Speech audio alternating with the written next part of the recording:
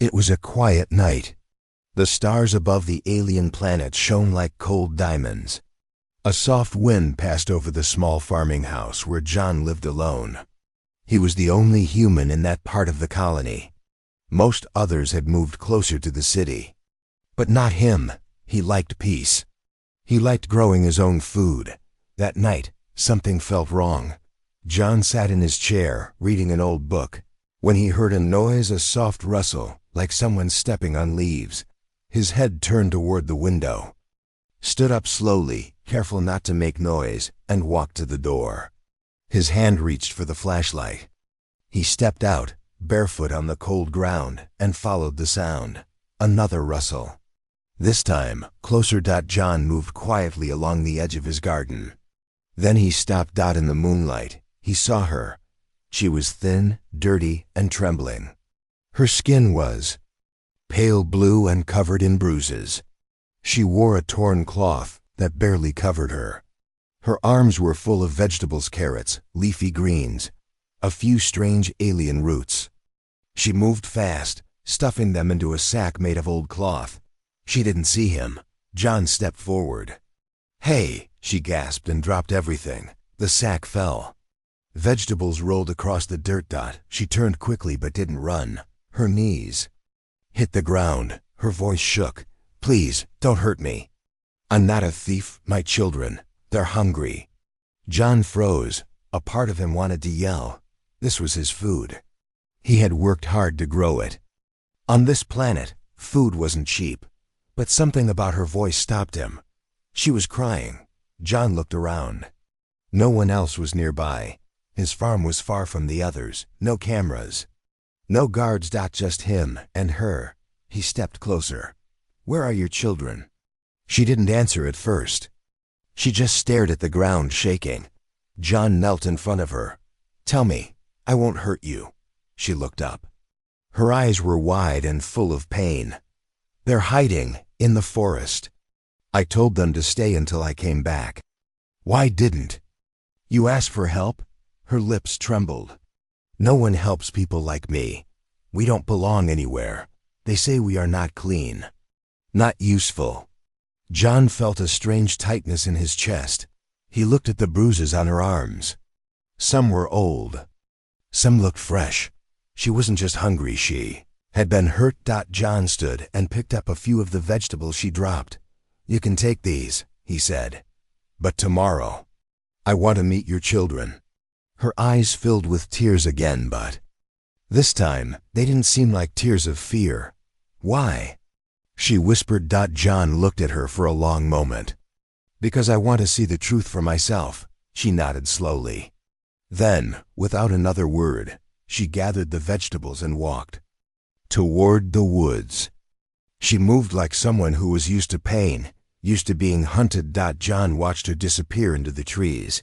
He went back to his house, but sleep didn't come. That night, he stared at the ceiling and thought of her eyes. The next morning, the garden felt different. The plants stood tall in the early sun, but John could not stop thinking about the alien woman. Her shaking hands, her bruises, her voice whispering, "My children are hungry." He had seen many strange things since coming to this planet. But her? She felt real, raw, broken, yet still holding on to something. He packed a small bag, some bread, fruit, and clean water, and left his farm. As he stepped into the forest, the air changed. The trees grew close together, their twisted branches blocking out the sun. His boots crunched softly on fallen leaves. He moved slowly, listening. Every sound felt louder here. A twig snapped behind him. He turned. Nothing. Still. He pressed forward. After about 20 minutes, he heard a whisper. Not words, just a voice. Soft, afraid. Then from behind a dead tree, she appeared. Same torn clothes, same bruises. But now her arms were empty. Her eyes locked on his bag. "I came alone," John said, raising his hands. "Like I said." She didn't speak. She looked past him, scanning the woods, as if expecting someone to follow. John slowly opened the bag. He took out the bread and set it on a flat rock. They can eat, he said. I won't stop them. She took a shaky step forward. Then another. Follow me, she said quietly. John followed her deeper into the forest. The trees thickened. The air grew colder. Finally, they reached a crumbling stone structure, an old shelter. Half buried in dirt. The woman knelt and tapped on the side. Two tiny heads peeked out. They were children, alien, like her. Small. One was no older than 5. The other maybe 7. Their skin was the same pale blue, their eyes tired and sunken. Come, she said gently. He brought food. The kids didn't move. The woman turned to John. They're scared of humans. John crouched and smiled softly. It's okay, I won't hurt you. I just want to help. The younger one moved first, slowly, carefully. He walked to the bread, picked up a piece, sniffed it. Then took a bite. The older child followed. They ate in silence fast. Like they didn't know when they'd eat again. John watched them. The woman didn't eat. You're hungry too, John said. She shook her head. They eat first, always. He looked at her again. She wasn't just poor. She was running on nothing. Her legs shook just standing. What's your name? He asked. She hesitated, then answered, Rella. And theirs? Luno and Sari. John nodded. You live here? Yes, she said. Since we escaped. Escaped from what? She looked down. From the mines. John's heart stopped. The slave mines? He asked. She nodded. We're owned, she said softly. But they left us behind when Sari got sick. Said we were useless. We ran, but no one helped. They all close their doors when they see us. John stared at her. This wasn't just about hunger. This was about survival. About a mother fighting to keep her children alive in a world that threw them away. He stood. You can't stay here. It's not safe. Rella's eyes widened. We can't go back to the cities. They'll take us. No, John said. I meant, come to my farm. Hide there. I'll build you a place. A safe one. She looked at him like he had just spoken in a foreign language. Why? She asked. Why would you help us? John thought for a moment, then said, because someone should have helped you a long time ago. Tears filled her eyes, but she didn't cry. She simply nodded. It was just before sunrise when they arrived. The sky was still purple, the ground still cold with night's breath. But in the silence, the 3 shadows walking beside John told a story louder than any words. A human farmer. A bruised alien. Mother and 2 children with nothing but fear in their eyes. John opened the gate to his farm slowly. The dirt path still had his footprints from yesterday. It felt strange bringing aliens into his home. He didn't even let other humans come over. Now he was hiding outlaws. Stay low, he whispered to Rella. If the drones fly early, they'll see you. Rella held Sari close while Luno clung to her other hand. The boy kept looking around, expecting a trap, but there was no trap. Only a quiet garden, a small home, and a man who chose to help. Inside the house, John lit a fire and gave them warm blankets. The children sat near the heat, watching it like they had never seen fire before. Rella refused to sit. You need rest, John said. I don't rest when my children are weak, she answered. John brought out food, fresh vegetables, cooked, roots and warm flatbread. The smell filled the room. Luno's eyes lit up. Sari reached for a plate but stopped, looking at her mother first. Rella gave a small nod. They ate fast. Too fast. Like they were afraid it would vanish. John watched in silence, his heart twisted. He had eaten alone for years.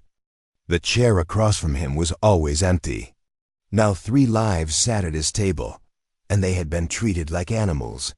While he had fruit trees and warm soup going cold. After they ate, John stepped outside.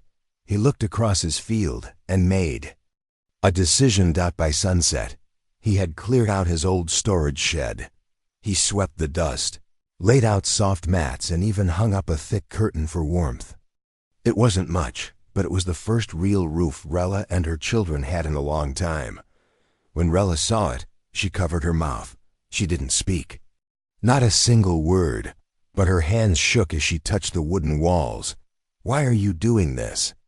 she asked again. John didn't answer. He just walked back toward the house and said, "You'll need to stay hidden if any patrols pass." But the silence didn't last long. Later that evening, someone knocked on his door, hard, 3 times. John opened it. It was his neighbor Griggs, a tall man with a loud voice and sharp eyes. "You see anything strange last night?" Griggs asked. "Like what?" John replied, "Food stores in town got hit again. Someone saw movement near the old river path." John shook his head. "I didn't see anything." Griggs narrowed his eyes. "Strange. You always know when a bird farts in this valley." John forced a small smile. "Maybe I slept too well." Griggs grunted and left. John closed the door slowly. Back in the shed, Rella sat with her children. She hugged them both, whispering a soft song in her language. A lullaby that sounded more like a cry held inside music. John stood outside, listening. He knew now. This wasn't just about giving food. This was about protecting something no one else would. A forgotten mother and the little hope she still carried. Asterisk. The sound came at midnight. Not loud. Not sharp. Just a soft whimper barely louder than the wind. John was already awake. He hadn't been sleeping much since the alien mother and her children arrived. He sat on the edge of his bed, boots on, waiting for something he couldn't name. When he heard that whimper, he moved fast. Outside, under the moonlight, he followed the noise to the shed. The door was slightly open. Inside, Rella was curled in the corner, shaking. She wasn't asleep. She was reliving something. "No, please, my son. He's just a baby." John stepped forward. "Rella!" She snapped awake, eyes wide, breath sharp like she couldn't get air. He knelt beside her. "You're safe now." Her voice came broken. "I thought I was still there." "Where?" John asked. She was silent for a long time. Then, slowly she spoke. "In the dark camps, deep in the mines. Below the ground." John had heard rumors. Slave mines built by raiders, hidden from the law. Places where aliens, especially women and children, were worked until they broke. But no one had ever seen them. "I was taken with my husband," she said. "We were sold. He died in the tunnels. I was forced to clean the guards' quarters, and more." John didn't interrupt. Rella continued, her voice flat and distant. "When Sari was born, they said she was weak, worthless. They left me and the children behind during a supply raid.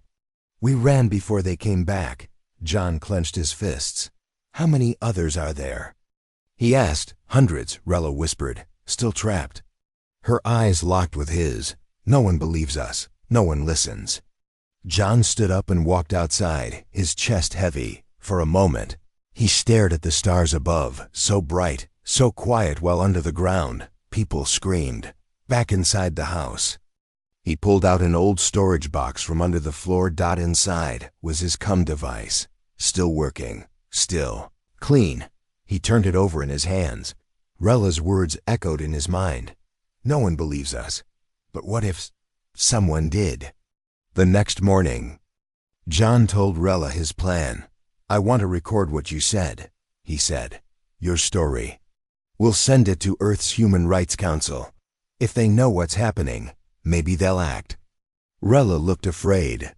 "If they find out I spoke, I won't let anyone trace it," John said. "I promise." But before he could finish setting up the recorder, Luno burst into the room.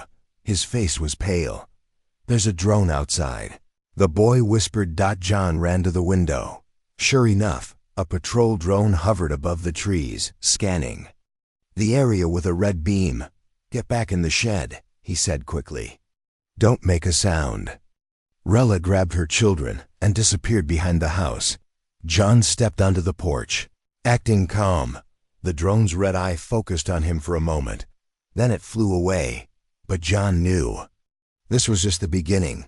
They had been found, and somewhere, far off in the shadows, someone was watching. Asterisk. The birds didn't sing that morning. Even the wind felt quiet, like the whole world was holding its breath. John stood at the edge of his farm, staring at the sky. He didn't need to check the news. He didn't need a warning. He could feel it. They were coming. Not the usual patrols. Not the nosy neighbor or passing. Drones. Hunters. The kind that didn't ask questions. The kind that shot first. The red beam. From the drone the night before, it wasn't just scanning. It was tagging. Somewhere, in a dark room, someone now had a mark on his farm. A signal that said, "Check here." Inside the house, Rella was packing fast. Not clothes, just food, water, and her children's small shoes. "I can run," she said. "We'll go deep into the woods again." "No," John said. "They'll find you." She looked at him with panic. "Then what do we do?" John stepped outside, walked to the back of the house, and pulled open a hatch hidden under a pile of tools. A cellar deep and dark. "I built this during the last storm season," he said. "It can hide you." Rella looked down into the hole. "It's small. It's safe." Just then, a sound broke the air. Engines. Not soft. Not quiet. A low, growling hum. A ship. Coming fast. John grabbed Rella's arm. "Go, now." She pulled the kids in. He covered the hatch, dropped tools back over it, and moved quickly to the front porch, just in time to see the black transport land. 3 armored figures stepped out. No logos. No badges. Just dark helmets and large guns. One of them raised a hand. "Human farmer," the voice crackled. "We're searching for escaped property. You've seen anything strange recently?" John shook his head. "Just weeds and rabbits." They didn't laugh. The lead hunter stepped forward. "We received drone data showing unusual movement here. High heat signatures. More than one life form." John forced a calm smile. "My greenhouse. Been running it all night." The man looked around. Another hunter walked toward the shed. John's heart dropped. If he opens it. But the hunter only kicked the door, then turned away. Empty. Still. They weren't leaving. Then, footprints. One of the hunters knelt in the dirt. Small ones, leading toward the back. John's stomach turned. He had forgotten to erase the children's trail. The lead hunter looked at him. "Mind if we take a look around?" John stepped in front of the back path. "Actually, I do." There was silence, then a cocking sound. The barrel of a blaster leveled at his chest. "You have 3 seconds to move." The hunter said. John didn't move. 1 second. 2. Then a loud bark cut the air. A dog. A wild farm dog ran from the trees, barking madly and snapping near the hunter's boots. The hunter cursed and fired once missed. The dog ran in circles, drawing attention. The hunters chased it. Just long enough. John slipped away, ran to the hatch, opened it quickly. "Go. The back fence, now." Rella and the kids scrambled into the woods. By the time the hunters returned, breathless and annoyed, the trail was cold again. "Watch yourself, human," one said. "Harboring slaves is a crime." "I grow tomatoes," John replied. "I don't grow trouble." The ship took off. But John knew. They'd be back. Next time, harder. Next time, someone might not walk away. The fire was already burning when John made up his mind. Not a real fire, but the one inside his chest. It had started as guilt, then turned into anger, and now it was something else. Something dangerous. He stood alone in the dark field. His garden behind him, the stars above him.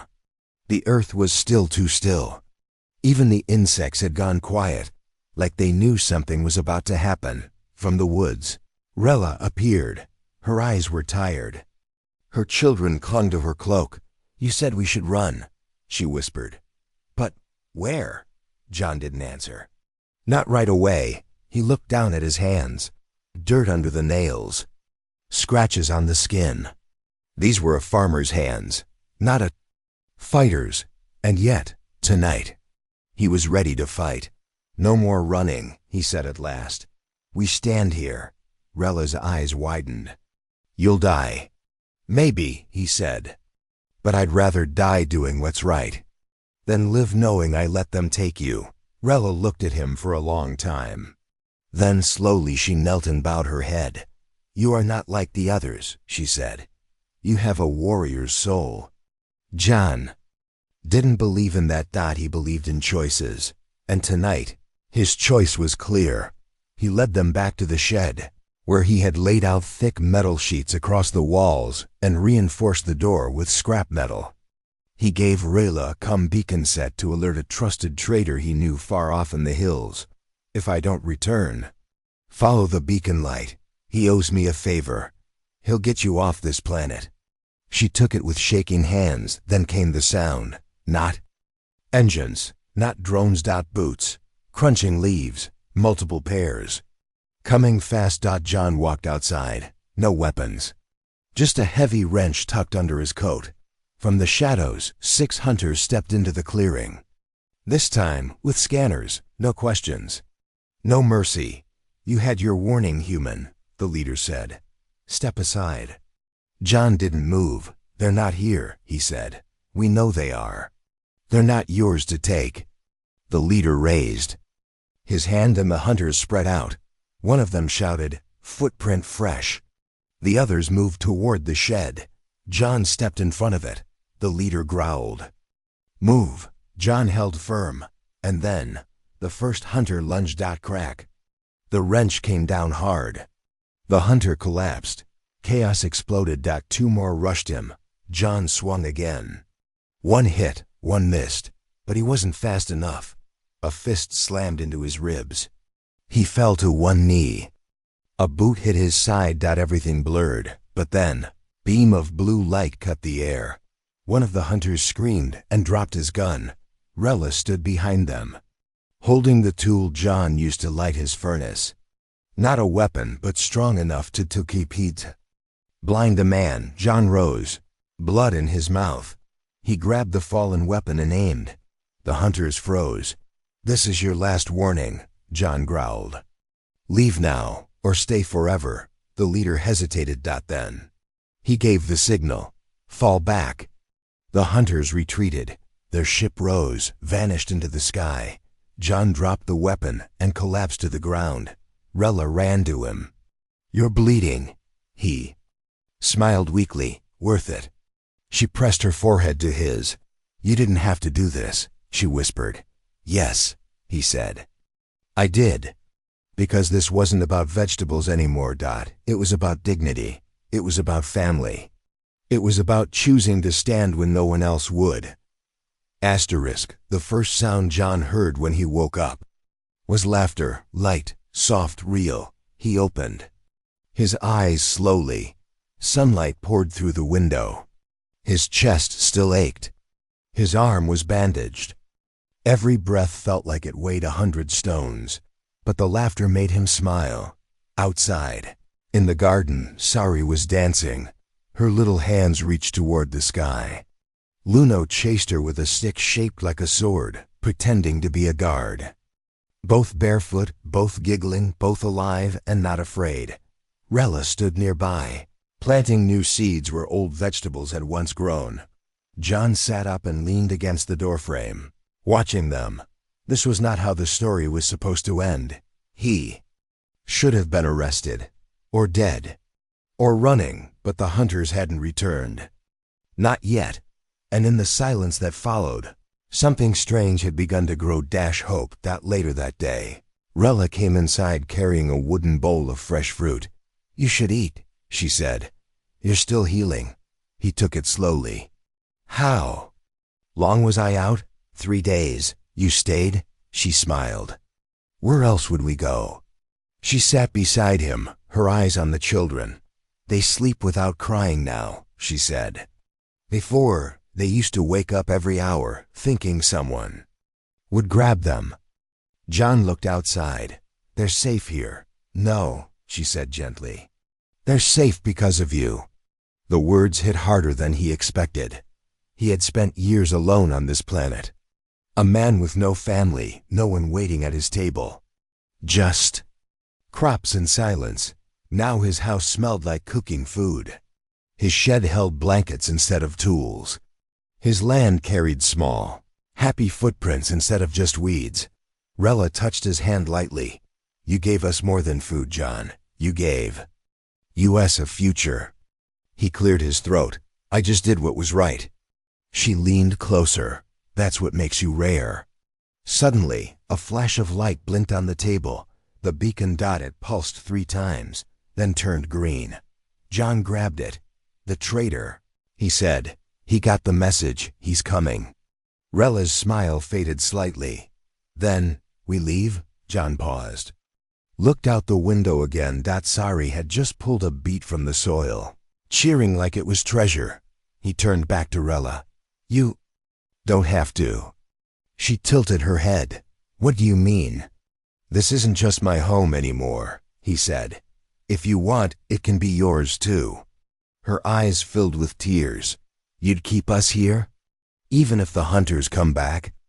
I won't let anyone take my family, he said. She gasped. Family? He looked her in the eyes. Yes.